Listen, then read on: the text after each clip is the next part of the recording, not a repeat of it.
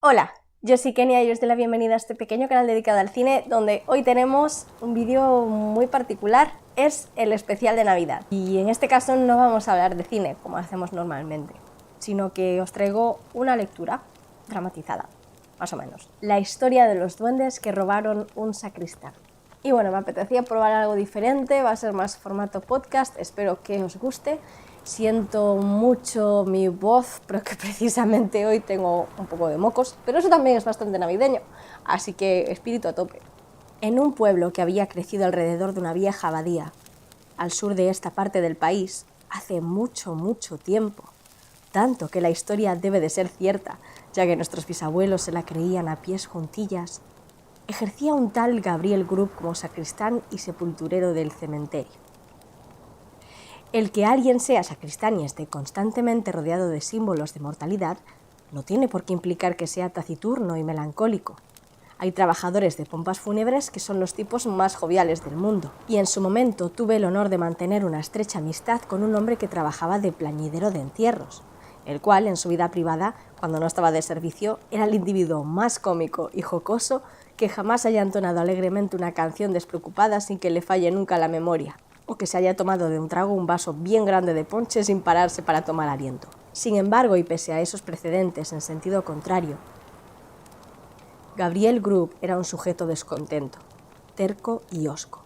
Un hombre huraño y solitario que solo tenía trato consigo mismo y con una vieja garrafa de mimbre que le cabía en el ancho y profundo bolsillo del chaleco, que observaba cada rostro alegre que pasaba por su lado, con tan intensa expresión de rencor y mal humor, que era imposible verla y no sentirse un poco peor. Una nochebuena poco antes del crepúsculo, Gabriel se echó la pala al hombro, encendió el farol y se dirigió hacia el viejo cementerio, ya que tenía que terminar una tumba para la mañana siguiente. Como estaba alicaído, pensó que tal vez se animara si se ponía con la faena de inmediato.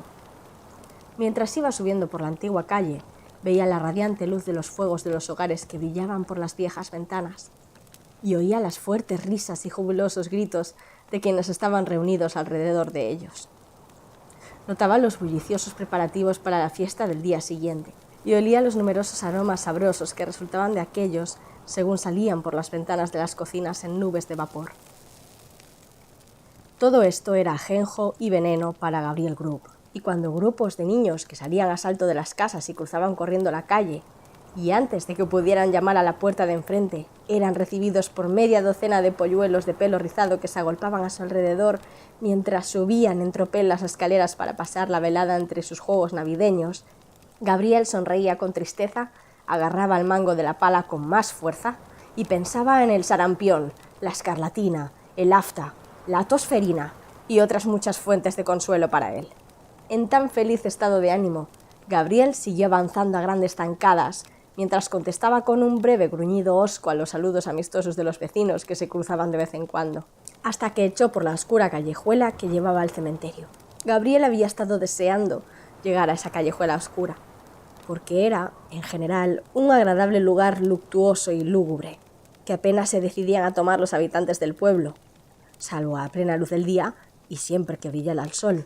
Por lo que, ¿cuál fue su indignación cuando oyó a un golfillo que a voz en cuello cantaba una canción festiva sobre una Navidad feliz en ese mismísimo santuario, que recibía el nombre de Coffin Lane, desde los tiempos de la vieja abadía y los monjes tonsuranos? Conforme Gabriel avanzó y tuvo la voz más cerca, comprobó que se trataba de un niño de corta edad que se dirigía a toda prisa a unirse a una de las pequeñas celebraciones de la calle vieja, y que, en parte para hacerse compañía y en parte como preparativo para la ocasión, iba gritando la canción a pleno pulmón. Así pues, Gabriel esperó a que llegara el niño y, acorralándolo en una esquina, le dio 5 o 6 veces con el farol en la cabeza para que aprendiese a modular la voz. Mientras el niño se alejaba con la mano en la cabeza y cantando una melodía bien distinta, Gabriel Grubb se rió entre dientes con ganas. Y una vez dentro del cementerio, cerró la verja con llave. Se quitó la chaqueta, colocó el farol y, metiéndose en la fosa a medio terminar, estuvo trabajando en ella alrededor de una hora con mucho afán. Sin embargo, la tierra estaba endurecida por la escarcha y no resultaba nada fácil cavarla y palearla, y aunque había luna, era muy nueva y apenas iluminaba la tumba a la que cubría la sombra de la iglesia. En cualquier otro momento, esos impedimentos habrían vuelto a Gabriel Grubb muy abatido y malhumorado. pero estaba tan contento de haber interrumpido la canción del niño que casi ni prestó atención a sus escasos progresos. Y cuando hubo terminado por esa noche, contempló la tumba con adusta satisfacción mientras recogía sus cosas y murmuraba: qué buena morada, qué buena morada. Unos pies de tierra y de vida nada. Una piedra arriba y otra piedra abajo. Para los gusanos jugoso trabajo. Sobre húmeda arcilla hierba se levanta. ¡Qué buena morada esta tierra santa! Se rió Gabriel Grubb sentándose en la lápida horizontal, que era uno de sus sitios favoritos de descanso, al tiempo que sacaba la garrafa. Repitió una voz que sonó muy cerca a sus espaldas. Gabriel se detuvo un tanto alarmado a mitad de llevarse la garrafa a los labios y se volvió. A su alrededor, hasta el fondo de la tumba más vieja, estaba tan quedo como el mismo cementerio a la pálida luz de la luna. La fría escarcha brillaba sobre las lápidas y relucía como hileras de gemas entre las tallas de piedra de la vieja iglesia. La nieve cubría dura y crujiente el suelo y extendía sobre los montículos de tierra agolpados por todas partes una capa tan blanca y suave que era como si allí yaciesen cadáveres ocultos únicamente por sus mortajas. Ni el menor susurro rompía la profunda tranquilidad de tan solemne escena.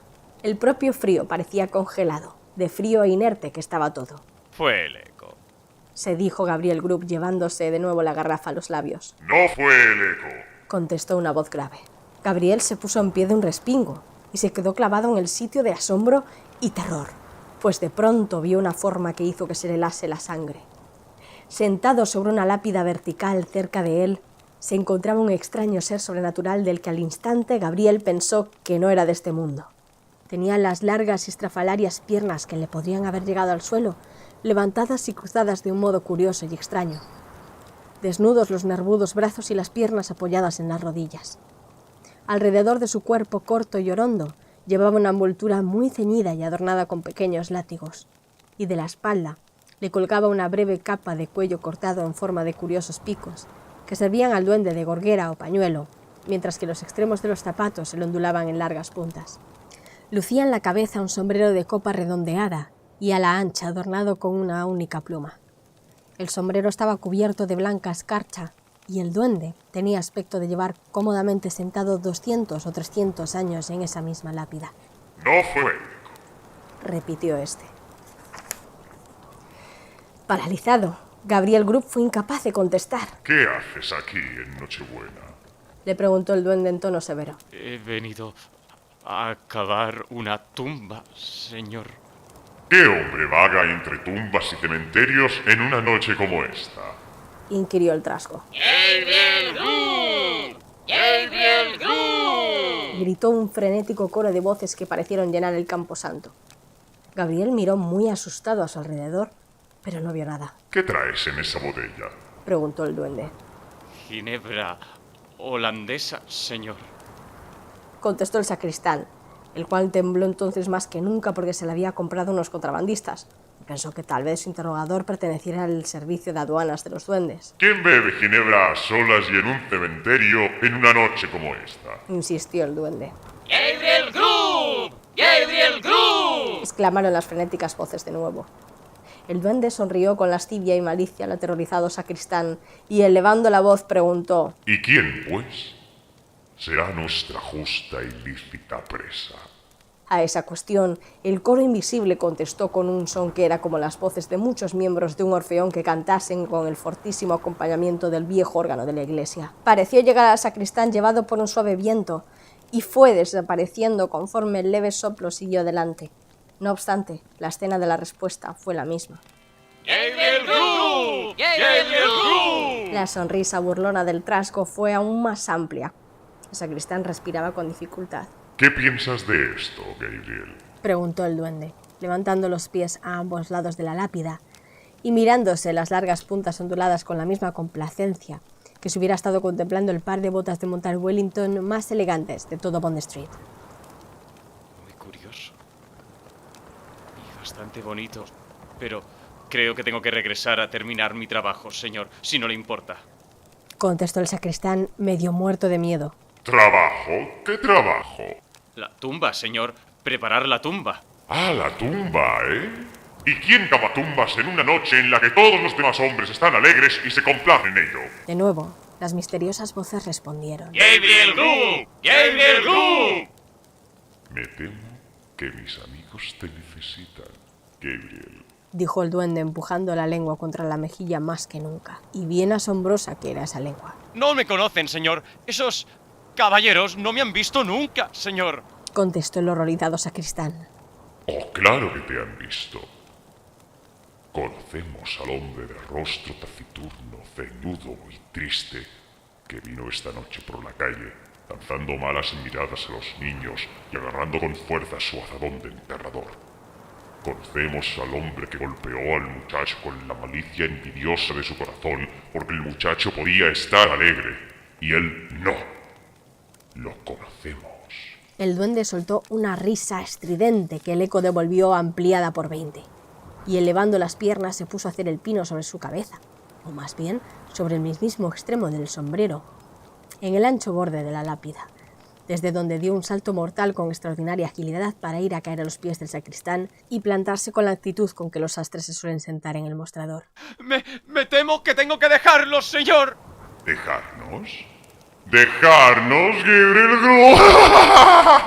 Mientras el otro se reía, el sacristán observó un instante un brillante resplandor por las ventanas de la iglesia, como si todo el interior del edificio estuviera iluminado. Luego, desapareció. El órgano tocó un alegre aire y un auténtico tropel de duendes iguales al primero salieron al cementerio y empezaron a jugar, a saltar al potro sobre las lápidas, sin que se detuvieran ni un momento para tomar aliento, sino que superaban al que más alto llegaba, uno tras otro, con extraordinaria destreza. El primer duende era un saltador increíble, contra el que ninguno de los otros podía rivalizar.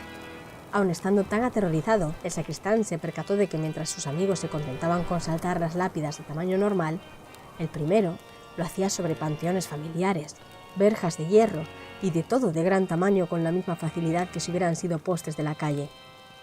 Finalmente el juego llegó a su punto de mayor emoción. El órgano tocaba cada vez más deprisa y los duendes saltaban cada vez más rápido, haciendo piruetas en el aire, rodando por el suelo y botando sobre las tumbas como balones de fútbol.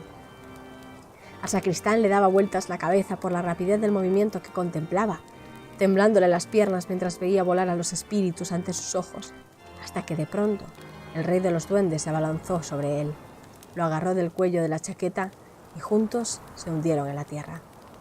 Cuando Gabriel Group hubo tenido tiempo de recuperar la respiración, de la que la rapidez del descenso le había privado momentáneamente, se encontró con lo que parecía una enorme caverna, rodeado por todas partes por multitud de trasgos feos y adustos. En el centro, en un asiento elevado, estaba su amigo del cementerio, y muy cerca de él, el propio Gabriel Group sin poder moverse. Esta noche hace frío. Dijo el rey de los duendes. Mucho frío. ¡Traedme un vaso de algo caliente! Esa orden hizo que media docena de oficiosos duendes que tenían una sonrisa perpetua en el rostro, y Gabriel Group supuso que serían cortesanos, desaparecieran a toda prisa para volver al poco con una copa de fuego líquido que entregaron al rey. ¡Ah! Verdaderamente, esto calienta a cualquiera. Traedle una copa de lo mismo al señor Group. Dijo el duende, cuyas mejillas y gargantas se tornaron muy transparentes mientras se bebía la llama. En vano, adujo el desdichado sacristán, que no tenía costumbre de tomar nada tan caliente de noche. Pues uno de los duendes lo sujetó, mientras otro le echaba el ardiente líquido por el gaznate, y todos los presentes se rieron a carcajadas conforme tosía, se asfixiaba y se limpiaba las lágrimas que le salían a borbotones después de tragarse la abrasadora bebida. Y ahora, dijo el rey, al tiempo que de un modo muy extraño le metía al sacristán la punta del sombrero en un ojo, lo que le produjo un intensísimo dolor. Mostrémosle a este hombre triste y miserable algunos de los cuadros de nuestro gran almacén. Según decía eso el trasgo, una espesa nube que oscurecía el extremo más alejado de la caverna se fue apartando poco a poco hasta mostrar, al parecer a gran distancia, una habitación pequeña y poco amueblada, pero ordenada y limpia. Una multitud de niños pequeños estaban reunidos ante un brillante fuego, agarrándose a las faldas de su madre y retozando alrededor de la silla de ésta. La madre se levantaba de vez en cuando y apartaba la cortina de la ventana para ver si llegaba alguien. Una frugal cena ya estaba puesta en la mesa y una butaca colocada cerca del fuego. Llamaron a la puerta, La madre abrió y los niños agolpados en torno a ella dieron palmadas de alegría al entrar su padre. Mojado y cansado se sacudió la nieve de la ropa, y los niños, con mucho afán, se llevaron corriendo la capa, sombrero y bastón y los guantes de la habitación. A continuación, cuando el padre se sentó a cenar ante el fuego, los niños se le subieron a las rodillas y la madre se situó a su lado, en lo que parecía una feliz escena de placidez hogareña. Sin embargo, de manera casi imperceptible, la escena cambió para mostrar un pequeño cuarto en el que yacía moribundo el hijo más pequeño y delicado. Las rosas ya habían abandonado sus mejillas y la luz sus ojos, y mientras el sacristán lo contemplaba con un interés que nunca había sentido o conocido, el niño murió. Sus hermanos y hermanas, amontonados alrededor de su camita, le cogieron la diminuta mano, tan fría y pesada, pero enseguida se apartaron de su contacto y observaron sobrecogidos su infantil rostro. Pues pese a lo tranquilo y sereno que se veía al precioso niño que parecía dormir en paz, sabían que estaba muerto. De nuevo, la nube pasó por delante de la imagen y de nuevo ésta cambió. Ahora los padres eran ancianos y desvalidos, y el número de quienes los rodeaban había disminuido en más de la mitad, pero el contento y la alegría presidían todos los rostros y brillaban en todos los ojos según, sentados alrededor del fuego, contaban y escuchaban viejas historias de antaño. Lenta y pacíficamente el padre se fue a la tumba, y poco después la que había compartido todas sus penas y preocupaciones lo siguió al mismo lugar de descanso eterno. Los pocos que aún le sobrevivían se arrodillaron ante su lápida y regaron con sus lágrimas el verde césped que la cubría. Luego se levantaron y marcharon, tristes y abrumados, mas sin llantos de amargura, pues sabían que algún día se volverían a reunir todos, y al mezclarse de nuevo con el ajetreado mundo, recuperaron el contento y la alegría. La nube cayó sobre la escena, ocultándosela al sacristán. ¿Qué piensas de eso? Preguntó el duende girando su enorme rostro hacia Gabriel Grub. Mientras éste murmuraba algo sobre que había sido muy bonito, con aspecto de sentirse un tanto avergonzado, el trasgo agachó su feroz mirada hacia él. ¡Miserable tú! Bramó con desmesurado desprecio. Parecía dispuesto a añadir algo más, pero como se ahogara de indignación, levantó una de sus piernas tan flexibles y blandiéndola un poco por encima de su cabeza para asegurarse que daba en el blanco, le propinó una buena patada a Gabriel Grub, tras lo que de inmediato todos los duendes al servicio del otro rodearon al desdichado sacristán y lo patearon sin clemencia, según la costumbre establecida e invariable de los cortesanos del mundo, los cuales dan patadas a quien la realeza se las da y abrazan a quien la realeza abraza. ¡Mostradme más! Ordenó el rey de los duendes. La nube se disipó de nuevo y apareció un fértil y hermoso paisaje. Hoy en día existe uno idéntico a unos cientos de metros del pueblo de la abadía. El sol brillaba en el despejado cielo azul, el agua relucía bajo sus rayos y los árboles parecían más verdes y las flores más alegres por su reconfortante influencia. El agua susurraba de un modo muy placentero, los árboles se movían por el ligero viento que murmuraba entre sus hojas, los pájaros cantaban en las ramas y la alondra recibía alegremente con su fuerte son a la mañana. Sí, era por la mañana, una resplandeciente, templada y agradable mañana de verano, y hasta la hoja más diminuta y la brizna de hierba más pequeña estaban llenas del instinto de la vida. La hormiga salió con sigilo para realizar su labor diaria, la mariposa revoloteaba y disfrutaba de los cálidos rayos del sol, y miríadas de insectos abrían sus alas transparentes y se deleitaban de su existencia breve pero feliz.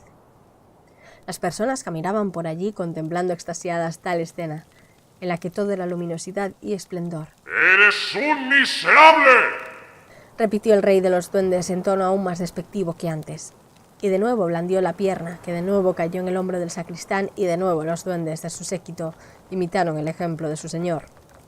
Muchas veces pasó la nube y muchas lecciones enseñó a Gabriel Grub, el cual, aunque los hombros le ardían de dolor por la frecuente aplicación de los pies del duende en ellos, miraba con un interés que nada podía hacer disminuir. Vio que hombres que trabajaban mucho y se ganaban el escaso pan con toda una vida de esfuerzo estaban alegres y contentos, y que, hasta para el más ignorante, el dulce rostro de la naturaleza era una fuente inagotable de dicha y regocijo. Vio a quienes, habiendo sido alimentados con manjares y criados con toda ternura, mostraban un buen humor en momentos de privaciones, y una fortaleza ante sufrimientos que podrían haber acabado con otros muchos más curtidos por la vida, por albergar ellos en su pecho los fundamentos de la felicidad, la satisfacción y la paz. Vio que las mujeres, las más delicadas y frágiles de todas las criaturas de Dios, muy a menudo eran las que más por encima estaban de las penas, adversidades y aflicciones, y vio que se debía a que albergaban en sus corazones un manantial inagotable de afecto y abnegación. Sobre todo vio que hombres como él mismo, que gruñían ante el regocijo y alborozo de los otros, eran las malas hierbas más repugnantes sobre la hermosa capa de la tierra. Y sopesando todo lo bueno del mundo y lo malo, llegó a la conclusión de que al fin de cuentas era un mundo muy aceptable y respetable. En cuanto tuvo ese pensamiento, la nube que había cubierto la última imagen pareció posarse en sus sentimientos y sumirlo en el reposo. Uno a uno los duendes fueron desapareciendo de su vista, y según el último desaparecía, él cayó dormido. Ya había despuntado el día cuando Gabriel Grubb despertó y se encontró con que estaba tumbado cuán largo era sobre la lápida horizontal del cementerio, con la garrafa vacía a su mano y la chaqueta, pala y farol bien blanqueados por la escarcha de esa noche y esparcidos por el suelo. La losa sobre la que había visto al principio sentado al duende se erguía muy tiesa ante él, y la tumba en que había estado trabajando la noche anterior no se hallaba muy lejos. En un primer momento tuvo la duda de que sus aventuras hubiesen sido reales, pero el intenso dolor de hombros cuando intentó levantarse lo convenció de que las patadas de los duendes no habían sido en modo alguno imaginarias. También lo dejó estupefacto que no se percibieran huellas en la nieve sobre la que los duendes habían estado jugando a saltar el potro sobre las lápidas. Pero rápidamente se explicó esa circunstancia, al recordar que, siendo espíritus, no dejarían rastros visibles tras ellos.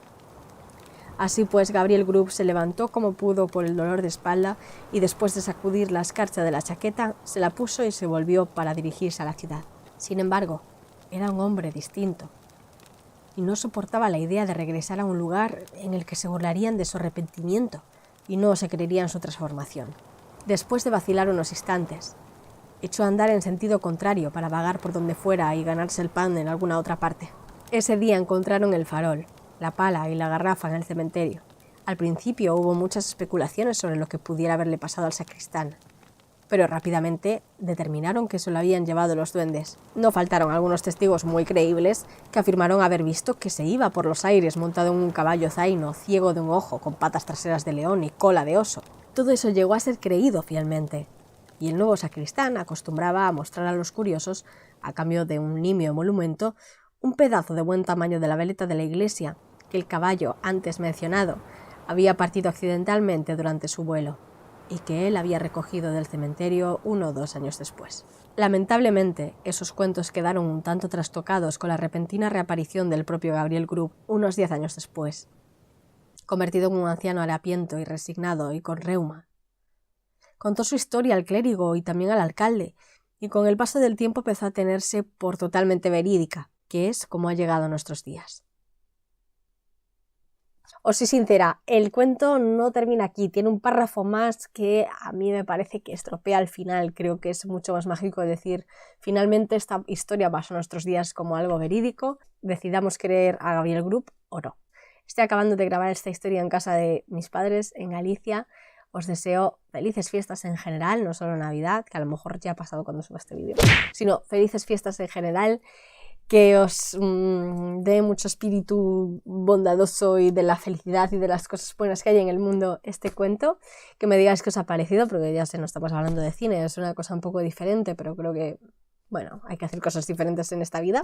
Y sin nada más que decir, me despido, espero que os haya gustado, entretenido y divertido, y espero que nos veamos en el próximo vídeo. Chao. Mi gata está dando vueltas. ¿Qué quieres? Estás haciendo ruidos de plásticos mientras te paseas por ahí. Ni se puede así.